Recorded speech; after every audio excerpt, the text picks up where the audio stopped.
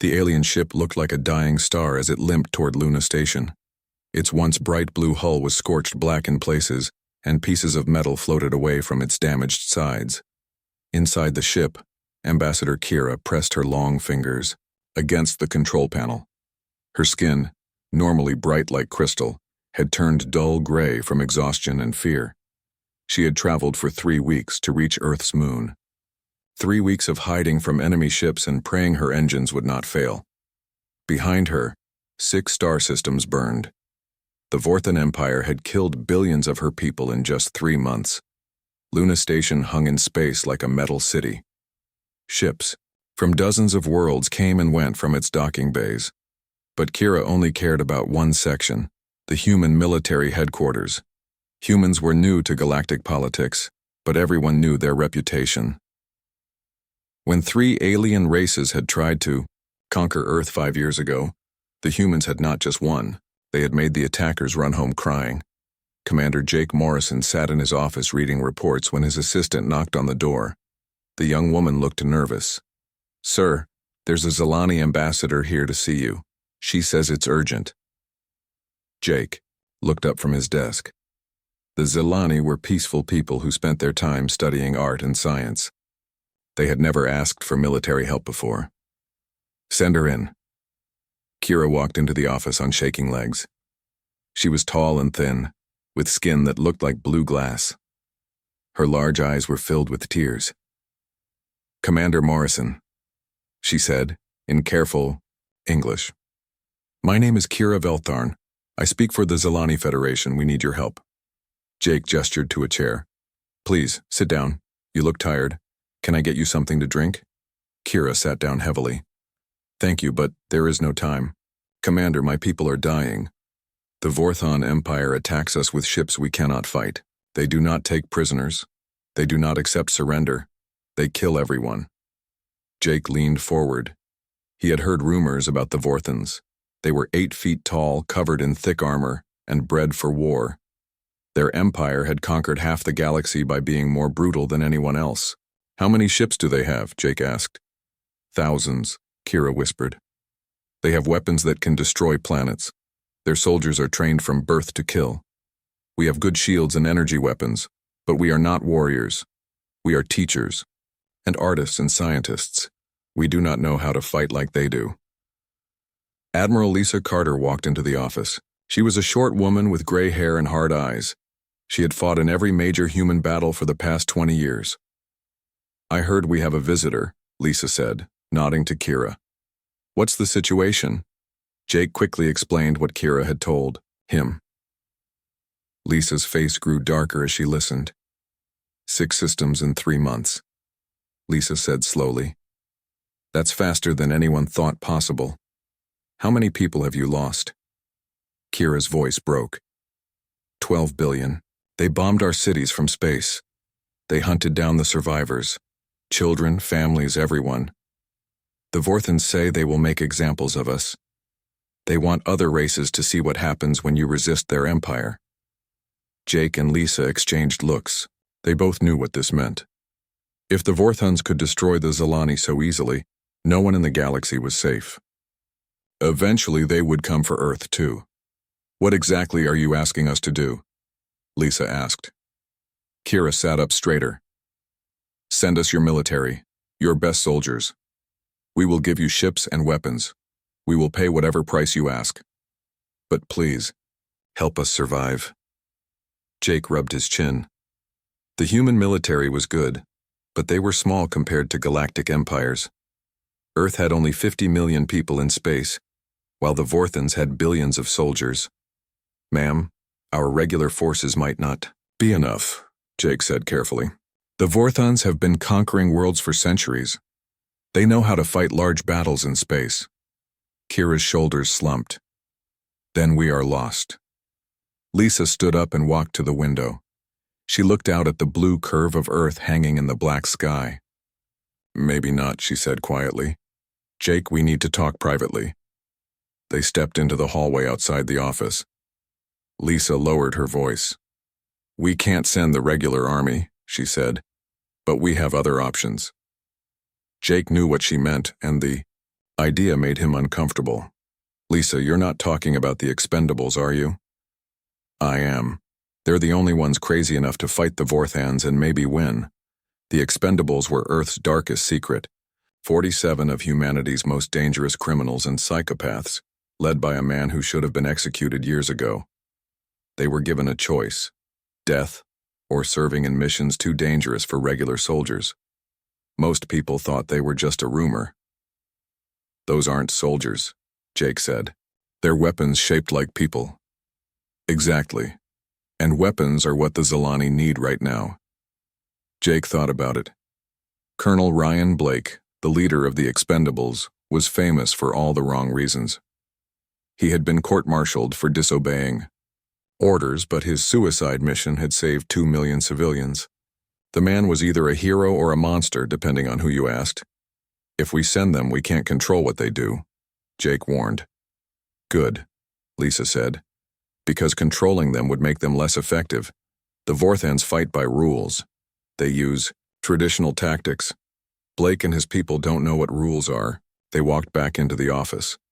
Kira looked up at them with desperate hope in her eyes. Ambassador, Lisa said, we can help you, but the soldiers we send won't be like anything you've seen before. They don't fight fair. They don't follow normal military rules, and they never give up. Kira stood up quickly. I do not care how they fight, I only care that they can win. Jake activated his communicator. Get me a secure line to Titan Station. Tell them Commander Morrison needs to speak with Colonel Blake immediately. Colonel Blake? The voice on the other end sounded surprised. Sir, are you sure? That's a Black Ops communication. I'm sure. Tell him we have a job for his people. As they waited for the connection, Kira asked, Who is Colonel Blake? Lisa smiled, but it was not a happy smile. He's the most dangerous human alive, and if anyone can save your people, it's him. The communicator crackled to life. A rough voice spoke from the speaker. Morrison, this is Blake. I hear you need some backup. Jake looked at Kira, then at Lisa. Ryan, how would you and your people like to go to war? There was a pause, then a sound that might have been laughter. When do we leave? Deep under the surface of Titan, Saturn's largest moon, lay a prison that did not exist on any official records. The guards called it the icebox. The prisoners called it home. Most of them had been here so long they had forgotten what sunlight looked like. Colonel Ryan Blake walked down the metal corridor, his boots making sharp sounds on the floor. He was not a large man, but something about him made people step back when he passed. Maybe it was the scars on his face, or the way his green eyes seemed to look right through people. Maybe it was the stories everyone had heard about what he had done during the war. Behind him walked Sergeant Nina Foster, a woman with short black hair and arms covered in tattoos. She had been Blake's second in command for 3 years. Before that, she had spent 2 years hiding in the air vents of New Angeles, fighting a war against the corporations that had taken over her city. How many are we taking? Nina asked. All of them, Blake replied.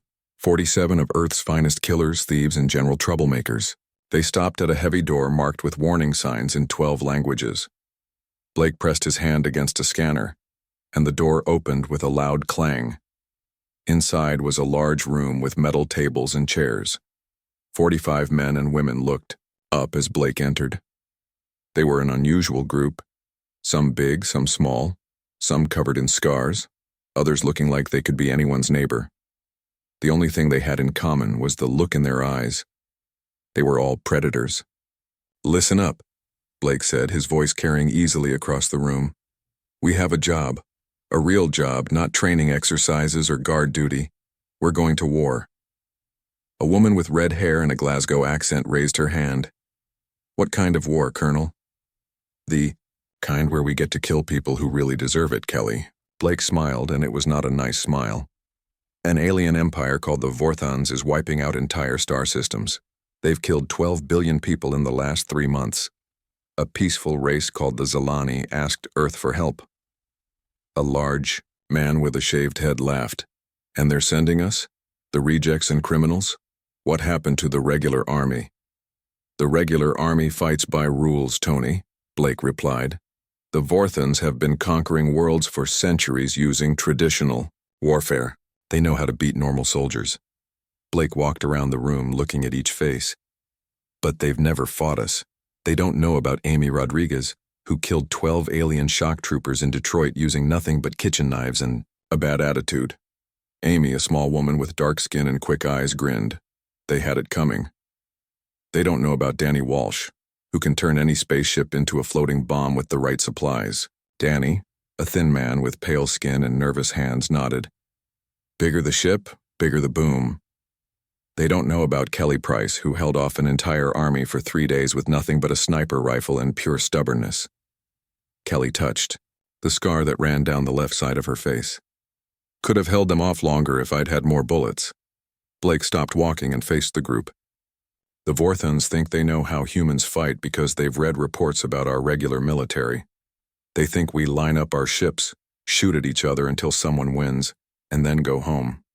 They're about to learn that some humans don't fight like that. What are the rules of engagement? Asked Nina.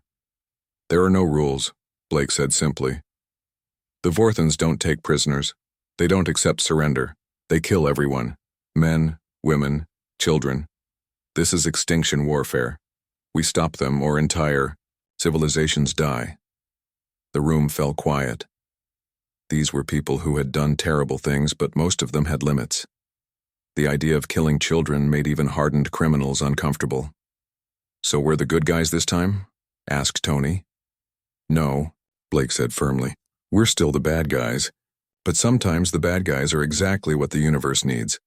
The Zilani are artists and scientists. They build beautiful cities and write poetry. They can't fight like animals because they're not animals. But we are. He walked to a wall screen and activated it. Images appeared showing Vorthon warships, massive black vessels covered in weapons. Then came pictures of Vorthon soldiers, 8-foot-tall creatures in heavy armor carrying guns that could punch through tank armor. They're bigger than us, Blake continued. They have better equipment.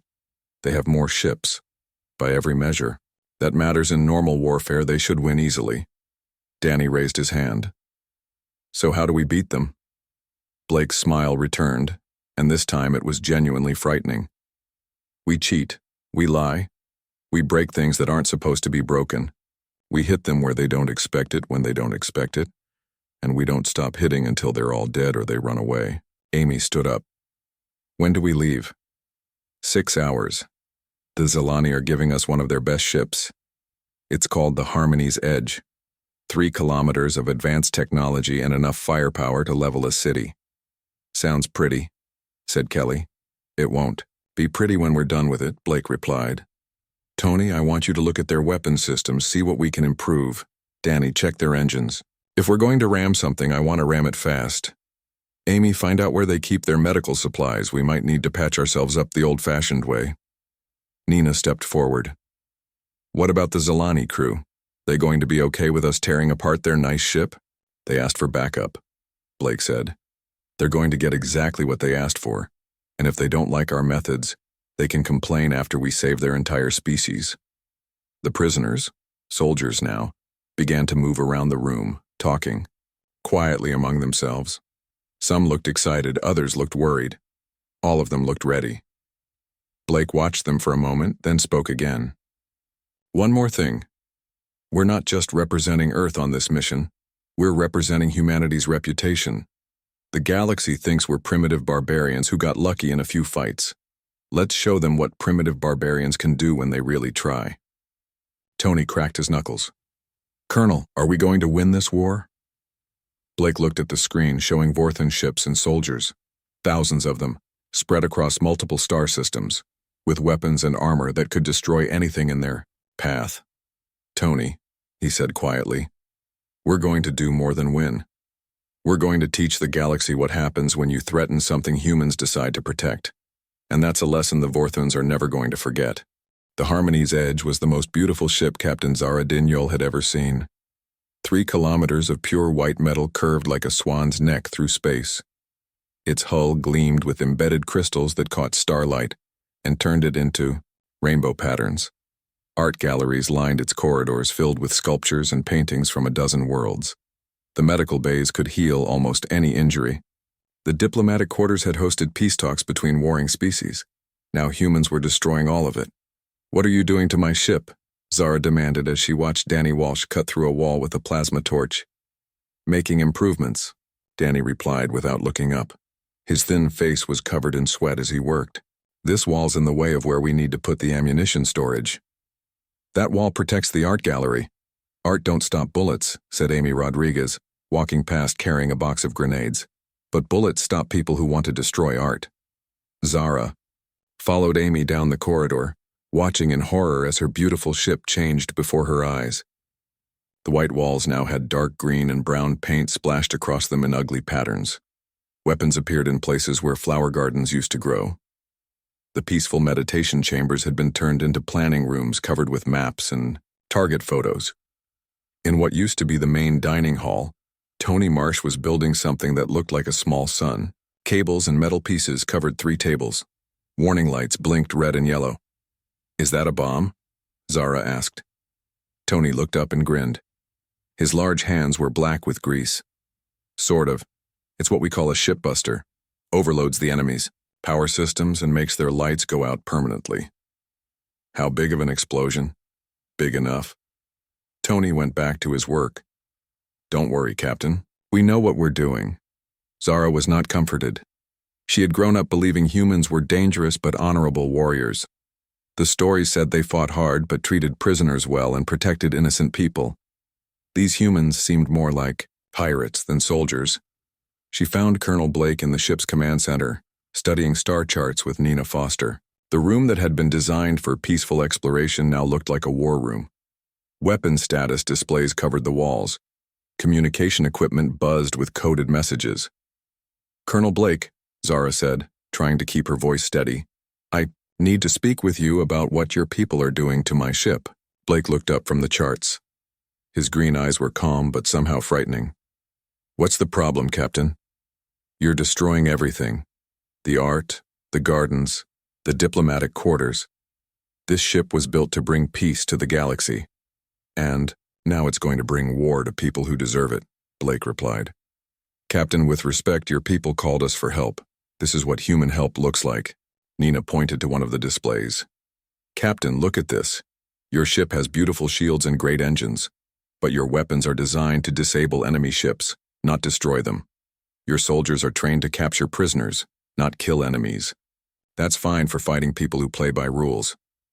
"The Vorthans don't play by rules," Blake continued. "They kill everyone they meet. Men, women, children, old people, sick people. They don't care. So we're going to fight them the same way." Kelly. Price walked into the command center carrying a large rifle. She had set up sniper positions all over the ship, turning observation decks into deadly shooting platforms. "Colonel, we've got company," she said calmly. 3 Vorthon destroyers coming in fast from the edge of the system." Blake smiled, and Zara felt cold when she saw it. "Perfect. Our first test." The main screen showed 3 black ships shaped like arrows. Each one was twice the size of the Harmony's Edge and covered in weapons. Standard military doctrine said to stay far away and use long-range weapons while relying on shields for protection. Blake had different ideas. "Take us straight at them," he ordered. "That's suicide," Zara protested. "No, ma'am," said Amy from her position at the weapons console. "That's Tuesday." The Harmony's Edge accelerated toward the enemy ships. Zara watched the distance counter drop rapidly. 2,000 kilometers. 1,000. 500. "They're trying to communicate with us," Nina reported. "Standard surrender. Demand?" "Ignore it," Blake said. "Amy, is your surprise ready?" Amy's hands moved over unfamiliar controls. The modifications she had made to the ship's shield system were completely against Zilani engineering principles. No sane person would rig their shields to overload on purpose. "Ready when you are, Colonel." The Vorthon ships opened fire. Energy beams and missiles struck the Harmony's Edge, but the shields held. The enemy captains probably thought the crazy humans would turn away now that they had been fired upon. Instead, the human ship kept coming. "Now, Amy." Amy pressed a series of buttons. The shield generators throughout the ship began to scream as they pushed far beyond their design limits. Energy readings climbed into the red zones. Warning alarms filled the command center. The Vorthons realized something was wrong just as the Harmony's edge reached the center of their formation. Shields overloading in 3, 2, 1. The explosion lit up space like a new star. Energy discharged in all directions, washing over the 3 Vorthon destroyers and shutting down their systems. Emergency lights flickered on the enemy ships as their crews tried to understand what had happened.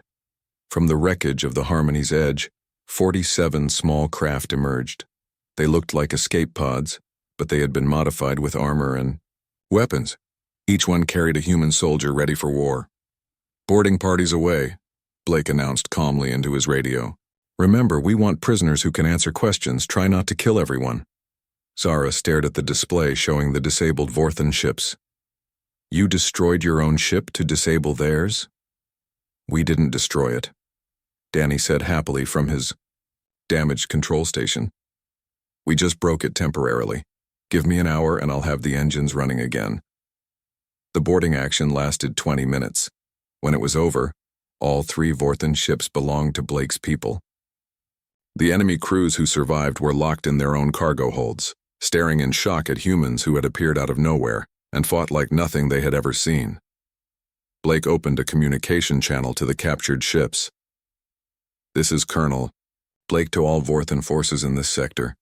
You just learned lesson number 1 about fighting humans. We don't fight fair. We fight to win. Pass that message along to whoever's in charge of your little empire." He closed the channel and turned to Zara. "Captain, I know this isn't what you expected. Your people are artists and philosophers.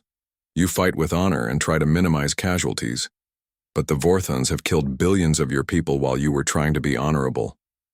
Zara looked at the 3 captured ships on her display. Ships that had been conquering worlds for the Vorthon Empire an hour ago were now flying human colors. "What happens now?" she asked. Blake's smile returned, and this time it looked almost friendly.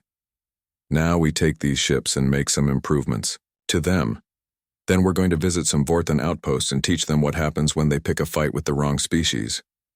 The other Vorthons will send more ships." "I hope so," Blake said. "We're just getting started." Admiral Caxvor stared at the report for the 3rd time, hoping the words would change. They did not. 3 of his best destroyers had been captured by a single enemy ship in what appeared to be a suicide attack. The human ship had somehow survived the explosion that disabled his vessels, and now those same destroyers were attacking Vorthon supply lines. "How is this possible?" he demanded. His intelligence officer, a nervous younger Vorthon named Hexdal, shuffled through his data tablets. "Sir, we're still analyzing the wreckage from the battle. The humans appear to have deliberately overloaded their shield generators, creating an electromagnetic pulse that shut down our systems. Then they boarded us with modified escape pods. That should have killed them all." "Yes, sir, it should have. But humans seem to have different ideas about what should and should not kill them." The door to the Admiral's office opened, and General Vextharn entered. The general was old even by Vorthon standards, with scars covering his armored face from 100 battles. He had been conquering worlds when Admiral Caxvor was still learning to walk. "Admiral," the general said in his gravelly voice, "we have bigger problems than 3 missing ships." Hexdal activated the main display screen. A map of Vorthon space appeared, showing dozens of star systems marked in red. But now some of those red marks were blinking yellow. "Fortress Gamma 7 has gone silent," the general continued. "No communications for 6 hours. A patrol found the garrison alive but traumatized. Someone had painted human symbols on their most secure buildings and reprogrammed their defense computers to play something called rock music." "Impossible," Admiral Caxvor protested. "Gamma 7 has never been breached in 3 centuries. The shields are impenetrable. Tell that to whoever got inside." General Vextharn touched another blinking dot on the map. "Supply convoy Delta 9 disappeared yesterday. We found the crews this morning on a backwater moon, alive but scared out of their minds. They were carrying a message." The general handed him a data pad. Admiral Caxvor read the message aloud. "Your empire ends where our war begins. Signed, the humans you should not have bothered." Hexdal pulled up more reports. Sir, there have been 17 similar incidents in the past week. The humans aren't just attacking us, they're playing with us. On the display, a new image appeared. It showed a Vortan supply depot that had been completely emptied. The walls were covered in colorful paintings showing humans in various poses, most of them rude. At the bottom, someone had written, "Thanks for the free stuff," in perfect Vortan. Script. "They're making us look like fools," Admiral Caxvor said angrily. "Worse than that," General Vextharn replied. "They're making our soldiers afraid. Fear spreads faster than any weapon." 3 star systems away, Nina Foster crouched in the air ducts above a Vorthan command center. She had been there for 6 hours, listening to the enemy officers argue about how to stop the human attacks. The duct was barely wide enough for her small frame, but she had spent years living in smaller spaces during the corporate wars on Earth. Below her, fourth-hand officers paced back and forth, their heavy boots making loud sounds on the metal floor. They spoke in their own language, but Nina's translator could follow most of the conversation. "The humans are ghosts," one officer complained. "They appear from nowhere, strike and vanish. Our sensors cannot track them." "They are not ghosts," another replied. "They are animals. Clever animals, but animals nonetheless." Nina smiled in the darkness. If only they knew how right they were. She carefully removed a small device from her belt and attached it to the ventilation system. The device would record everything said in this room and transmit it to Blake's ship. Intelligence was just as important as weapons in this kind of war. Her radio crackled softly in her ear. "Nina, this is Kelly. I'm in position." Kelly Price lay on her stomach on a rocky hill 2 kilometers from the Vorthan base. Her sniper rifle was aimed at the communication array on the base's highest tower. She could not see Nina, but she knew her teammate was inside the enemy facility. "Amy, report." Blake's voice came through the radio. "Charges are set," Amy Rodriguez replied from somewhere inside the base's power plant. "Give me the word, and this whole place goes dark." "Danny?" "Their ships won't be going anywhere soon," Danny Walsh said cheerfully. "Turns out Vorthan engines don't like it when you put sugar in their fuel systems." Blake sat in the command chair of what used to be a Vorthan destroyer. The ship had been painted black and red, with human skulls decorating its hull. The bridge that once held proud Vorthan officers now buzzed with human voices speaking in codes the enemy could not break. "Tony, are you ready?" Tony Marsh was aboard another captured ship 300 kilometers away. "Ready, Colonel. My new toys are going to make a very big noise." Blake looked at the tactical display. 12 captured Vorthan ships now flew under human command, each one modified with human weapons and crewed by volunteers from the Zelani Federation. The aliens had been quick learners, adopting human tactics with enthusiasm that surprised everyone. "All units, this is Blake. Execute Ghost. Dance in 5 minutes." Ghost Dance was the name Blake had given to their newest strategy. Instead of attacking Vorthan ships in direct combat, they would make the enemy chase shadows while the real attack came from an unexpected direction. On cue, Nina triggered a small explosion in the Vorthan base's communications center. Nothing dangerous, just enough to get attention. Alarms began blaring throughout the facility. Kelly fired a single shot, destroying the communication array. The base was now cut off from the outside universe. Amy triggered her charges and the lights went out across the entire facility. Emergency power flickered on, casting eerie red shadows. The Vorthan commander rushed to his backup communication station trying to call for help. But Danny had been busy with more than just the ships. The backup systems had also been sabotaged. "What do you want?" the commander shouted into his radio, hoping someone could hear him. Blake's voice came through loud and clear. "We want you to take a message to your admiral. Tell him that humans don't fight wars. We fight nightmares. Every base you build, every ship you launch, every soldier you send, we'll be there waiting. You can't see us coming, you can't catch us when we leave, and you can't stop us from taking everything you thought was safe." The lights came back on suddenly. The communication started working again. The alarms stopped blaring. Everything returned to normal, except for one thing. Every Vorthan soldier in the base was now wearing a bright yellow sticker on their armor. The sticker showed a human skull with the words, You have been tagged by Earth's finest, written in multiple languages. Nina had somehow managed to put stickers on 300 soldiers without being seen. How did they do that? The base commander whispered. His officers had no answer. They searched the entire base but found no trace of how the humans had gotten inside or gotten out. The only evidence of their presence was a small note left on the commander's desk. Next time we might not be so friendly. Regards, the ghosts you cannot catch. Word of the incident spread through Vorthon space within hours. Soldiers began looking over their shoulders. Officers checked and rechecked their security systems. Commanders started seeing human threats in every shadow. Blake smiled as he read the intelligence reports coming in from across Vorthon territory. Fear was spreading faster than their ships could travel. The enemy was starting to understand that this war was different from any they had fought before. Colonel, Zara said from her position at the navigation console, Admiral Kaxvor is gathering a large fleet at Vega Prime, 200 ships. Blake nodded. He wants to end this with one big battle. Classic military thinking. Are we going to fight them? Blake's smile grew wider. Captain, we're going to do something much worse than fight them. We're going to teach them why the galaxy should be very careful about making humans angry. Admiral Kaxvor stood on the bridge of his flagship, watching 200 Vorthon ships arrange themselves in perfect battle formation. The 13th Fleet was the pride of the Empire, with enough firepower to destroy entire planets.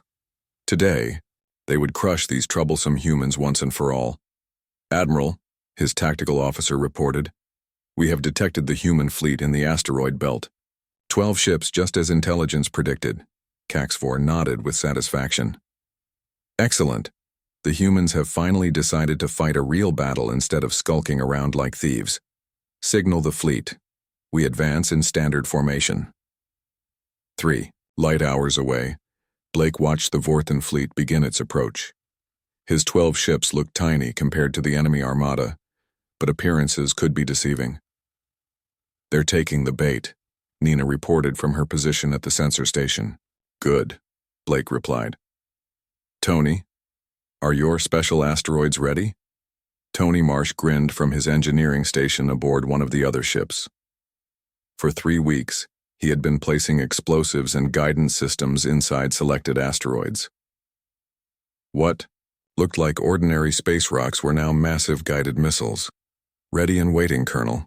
The Vorthons are going to get a very big surprise. Kelly Price was positioned on a small asteroid 5 million kilometers from the main battle zone. Her job was to coordinate the asteroid strikes and provide sniper support for any ship that tried to escape. She had never fired at targets this far away, but space warfare was different from ground combat. Kelly, you have eyes on the fleet? Blake asked. Clear as day, Colonel. Big, slow, and predictable. Just the way we like them. The Vorthon ships entered the asteroid belt in tight formation, their shields glowing blue as they deflected small rocks and debris. Admiral Kaxvor felt confident. His ships had the best armor and weapons in the galaxy. A few humans with captured vessels could not possibly threaten such a force. That was when the asteroid started moving. Admiral, his sensor operator shouted, the asteroids are changing course. They're heading directly for us. Kaxvor stared at his display in disbelief. Asteroids did not move on their own. They certainly did not accelerate to attack speeds while covered in explosive charges. Evasive maneuvers, he ordered. But the Vorthon ships were designed for ship-to-ship combat, not dodging gigantic rocks that moved like guided missiles. The first asteroid struck the destroyer lightning fist, punching through its shields and armor before exploding. Inside the ship, the destroyer broke apart in a shower of metal and fire. More asteroids followed, each one guided by remote control from Tony's hidden position. Ships tried to shoot them down, but the rocks were too big and moving too fast. Within 10 minutes, the proud 13th Fleet had lost 30 ships to flying mountains. This is impossible, Admiral Kaxvor raged. Rocks cannot be weapons. They can when humans get creative, his tactical officer replied grimly. Blake chose that moment to reveal his true position. The 12 ships the Vorthons had detected were decoys, empty hulls with sensor equipment. The real human fleet was hidden on the far side of the largest asteroid, waiting for the perfect moment to strike. All ships, this is Blake. Execute hammer, fall. 12 human ships emerged from behind the asteroid like sharks rising from deep water. But these were not the same ships that had entered the battle zone. Each one had been painted in terrifying patterns of black and red. Their hulls bristled with weapons taken from captured Vorthon vessels. They looked like nightmares given metal, form. The lead ship was the former Harmony's Edge, now painted with human skulls and crossbones. Blake's voice echoed across all communication frequencies. This is Colonel Ryan Blake of the Terran Expendables. You came here to destroy a peaceful people, instead you found us. Here's the thing about backup. When someone calls for help, you send what they need. And what the galaxy needs is for your empire to learn a very important lesson. The Harmonies. Edge accelerated directly toward the Vorthon flagship, its engines burning bright blue against the black of space. Humans don't fight fair. We fight to win, and we never, ever give up. What followed was not really a battle. It was a demonstration. The humans did not try to destroy the Vorthon fleet in traditional combat. Instead, they used every dirty trick they had learned in 3 weeks of warfare. Amy Rodriguez had rigged several asteroids with jamming equipment that scrambled Vorthon communications. Enemy ships could not coordinate their attacks or call for help. Danny Walsh had hidden small bombs. Throughout the asteroid belt, when Vorthon ships tried to retreat, they found their escape routes blocked by explosions that damaged their engines. Nina Foster led boarding parties that materialized from nowhere, striking at ships whose crews thought they were safe. She had learned to use the Vorthon's own teleporter technology against them. Kelly Price picked off enemy commanders with impossible shots from distances that should have been beyond any weapon's range. Fourth-hand ships began losing their leadership one by one. The battle lasted 17 hours. When it ended, the 13th Fleet no longer existed as a fighting force. Most of the ships had been captured intact, their crews surrendering rather than face more human surprises. The few ships that tried to fight to the end learned why the galaxy whispered fearful stories about human warfare. Admiral Cax Vor found himself sitting in his own prison cell, staring at Colonel Blake through the metal bars. The human looked tired but satisfied. "Your empire is finished," Blake said quietly. "Word of this battle will spread to every Vorthon world. Your people will know that humans can appear anywhere, strike without warning, and win against impossible odds. Some of your worlds will surrender. Others will declare independence. Your reign of terror is over." "You are just one small force," Cax Vor protested. "The Empire has thousands of ships." Blake smiled, that cold smile that had become famous across 2 star systems. "Admiral, you're thinking like a traditional military officer. You're counting ships and weapons and soldiers. But this was never about numbers. This was about reputation." He gestured toward the viewport, where captured Vorthon ships now flew under human colors. "Every species in the galaxy is going to hear about today. They're going to learn that humans will travel across space to help people they've never met, fight enemies they have no personal quarrel with, and win battles they have no business winning. Do you know what that means?" Cax Vor did not answer. "It means the next time someone calls Earth for backup, we won't be sending 47 criminals and outcasts. We'll be sending volunteers, millions of them, because every human who hears this story is going to want to be part of the next one." 6 months later, Ambassador Kira sat in Commander Morrison's office on Luna Station. Through the viewport, she could see dozens of ships preparing to leave for the former Vorthon territory, now a collection of independent worlds under human protection. "We cannot thank you enough," she said. "Your people saved our entire civilization." Morrison nodded uncomfortably. "Ma'am, I should mention that the team we sent wasn't exactly representative of humanity's best qualities. They were our most dangerous people." Kira's crystalline features shifted, and what humans had learned was amusement. "Commander, perhaps you do not understand what we see when we look at your species. You call them criminals and outcasts. But they fought not for money or glory, but because strangers asked for help. They risked everything for people they had never met. She stood and walked to the viewport, looking out at Earth's blue surface. In our language, we have a word, Velthura. It means those who stand between the darkness and the light. Your dangerous humans may be devils to your enemies, but to us, they are angels. Very frightening, heavily armed angels who paint their faces and listen to loud music, but angels nonetheless. Morrison considered this. Somewhere in the outer systems, Blake and his expendables continued their work as protectors of the independent worlds.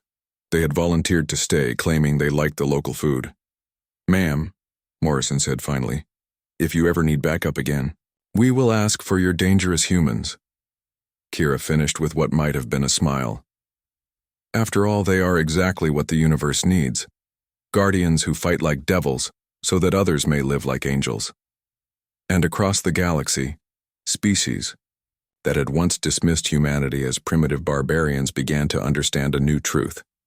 When darkness comes, pray that the humans consider you worth saving, because when they do, they will send their devils to become your angels, and those devils never lose.